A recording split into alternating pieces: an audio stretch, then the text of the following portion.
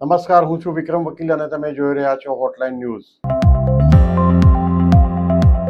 Asia કપનું આયોજન થયું છે અને અબુધાબી ખાતે ભારત અને પાકિસ્તાન વચ્ચે મેચ રમાવાની છે. પહેલગામ હુમલા પછી એવું મનાતું હતું કે ભારત એટલીસ્ટ થોડા વર્ષો સુધી તો પાકિસ્તાન સાથેના તમામ રમત ગમત કે ફિલ્મ ક્ષેત્રના પણ સંબંધો કાપી નાખશે, પરંતુ એમ થયું નથી. જે એશિયા કપની ટુર્નામેન્ટ છે એ ભારત અને પાકિસ્તાનમાં નથી રમાવાની મેચ, પણ અબુધાબીમાં ત્રીજા દેશમાં રમાશે એટલે વાંધો નથી એવું સત્તાધારી પક્ષનું કહેવું છે. પરંતુ આને કારણે ચાહકોમાં અથવા તો રાષ્ટ્રપ્રેમીઓમાં એક ગુસ્સો જોવા મળે છે કે જે પાકિસ્તાને પહેલગામમાં આવીને હિન્દુઓને એમના ધર્મ પૂછીને ઠાર માર્યા હતા, એ પાકિસ્તાન સાથે ફક્ત પૈસા માટે, પૈસાના બેનિફિટ માટે બીસીસીઆઈ કઈ રીતે મેચનું આયોજન કરે. અને રમત ખેલાડીઓ તો બાપડા જો નહીં કરે તો એમને પર કાયમી પ્રતિબંધ મુકાઈ જાય એમ છે, એટલે એ કોઈ હિંમત કરે એમ નથી.